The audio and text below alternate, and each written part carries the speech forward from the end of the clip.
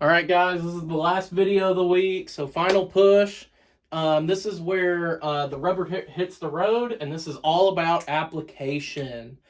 So this is probably going to be the most important video, and honestly, this one probably warrants a few watches. Okay. But she gave us a really good way of addressing the brainstem strokes, because I mean you gotta think. The brainstem strokes, I mean, you got three levels of the brainstem, the midbrain, pons, and medulla, and then you got several arteries that supply the brainstem. But the resource that she gave us makes it a little bit more manageable. So let's go to let's draw that chart. So we have the midline. We have the midline here. And then we have, so we'll do blood supply on this side, and then we'll do the Gates rules of four. Gates rules of four, or rule of fours, whatever you want to call it. So there's the rule of fours, then we'll do the blood supply over here, and we'll do it in red, because blood is red. Blood supply.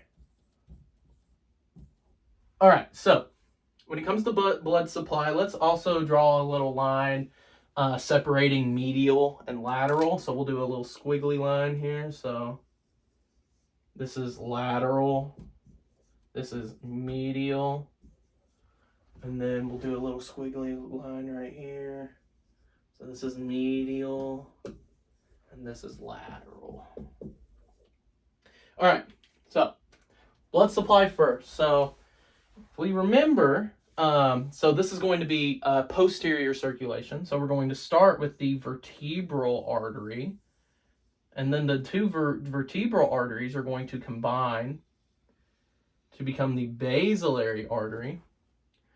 And then at some point, they are going to give branches of their own, and then they're going to form the circle of Willis.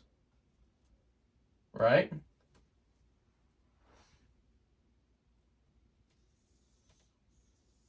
And then the circle of Willis has other attachments, but we're not really worried about anterior circulation. We are only worried about posterior circulation. So now that we have this drawn, so we're gonna have a little mark here. We can draw it a little bit lower. So there and here. So let's draw little squiggly lines there. And then little squiggly lines here. And the squiggly lines are representative of what? Well, we have the midbrain, we have the pons, and we have the medulla. Oh, sorry, my vacuum's wanting to go off.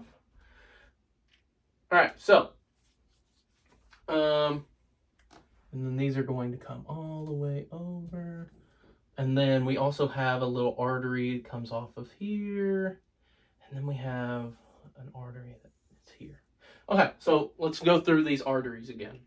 So we have the vertebral artery. And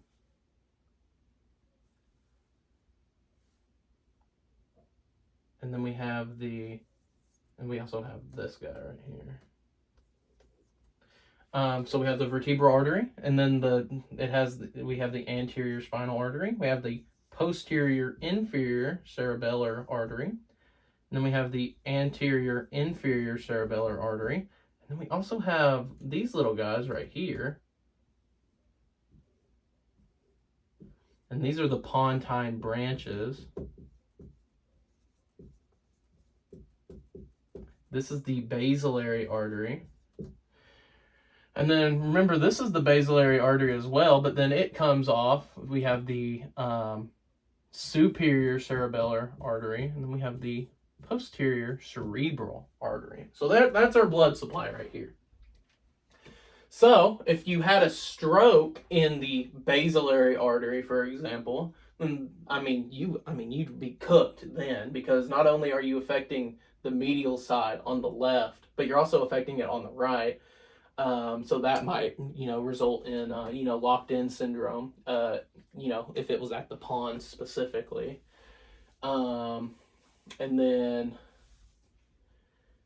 so the PCA do more of the lateral midbrain, the PCA and the superior cerebellar artery.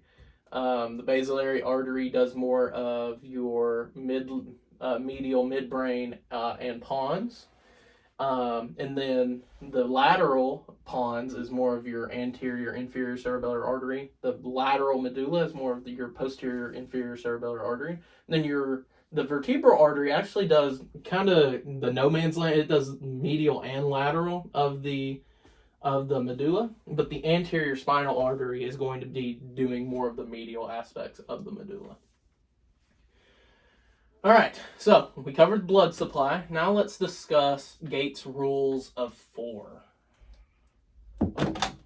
So, Gates' rules of 4, what we got? So, on the more medial end, we have 4 M's, and then we have 4 S's in the lateral, but, there's really one more. There's one more S. But that just doesn't jive well with the rules of 4. So it's 4S plus 1. Okay, so what are the 4 M's? Well, we have motor nuclei. We have the medial longitudinal fasciculus. We have a motor tract or motor tracts. And then we also have our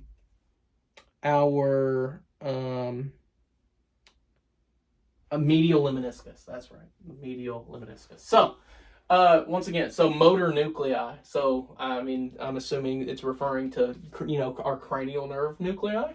You would be correct. The medial longitudinal fasciculus, remember that's responsible for coordinating our eye movements. Motor tracts, so that would be things like our corticospinal, corticobulbar, and then our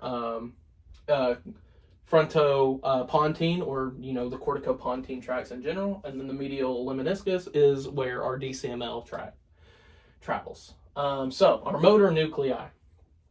Remember that our cranial nerve nuclei that are located medially are 3, 4, 6, and 12. So 3 and 4, so 3 is going to be located in more of the upper midbrain. 4 is going to be more of the lower midbrain. The pons is going to have its medial nuclei, so it's going to have 6 more in the lower, aspect, and then 12, it's going to be kind of smack dab in the middle there. Cranial nerve 12. The medial longitudinal fasciculus. So remember that's that it would show if it was damaged, it would show ipsilateral gaze issues. Motor tracts, so think corticospinal and corticobulbar, corticopontine, and then medial lemniscus. That's our sensory information from the dorsal column. So DCML. Okay. Our 4 S's plus 1. So the 4 S's, we have the sympathetic pathway. So the sympathetic pathway.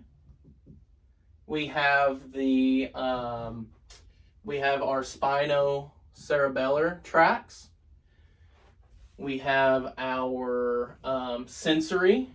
So our sensory CN5. So our trigeminal lemniscus, you could say, or just the cranial nerve 5 nuclei in general.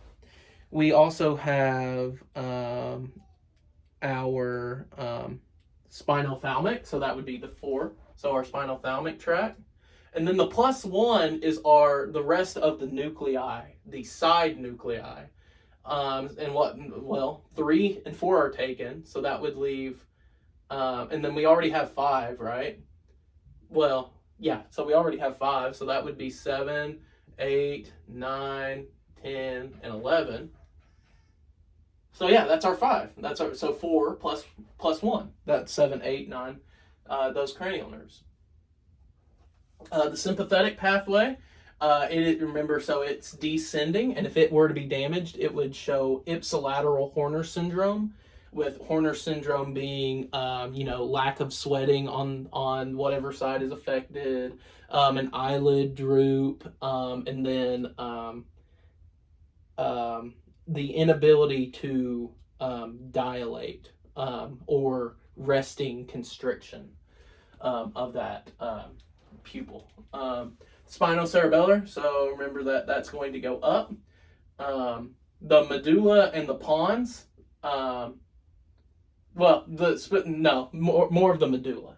The medulla, if the inferior cerebellar peduncles, if they were damaged, then that would knock out like the whole spinocerebellar tract, versus if it was just the midbrain, that would be more of your lower extremity because of the ventral spinocerebellar tract. That's it goes into the cerebellum via the superior cerebellar peduncles.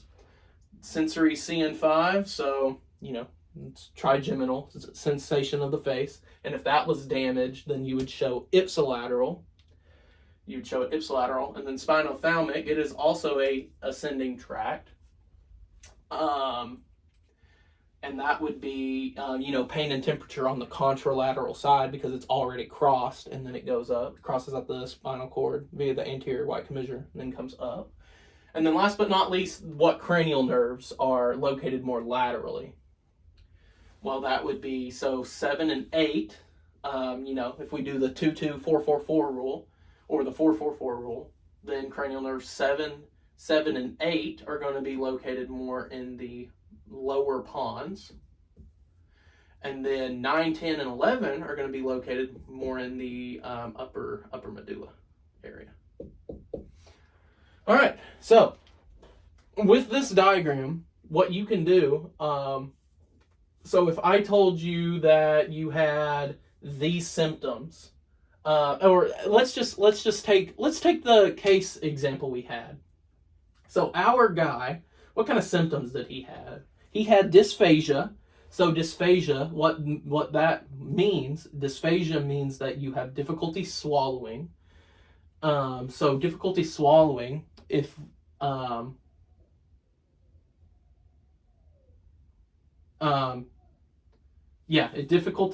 difficulty swallowing would be more cranial nerves 9 and 10. And where are cranial nerves 9 and 10? Where is that nuclei found? Well, it's the nucleus ambiguus, and that is more of the lateral medulla.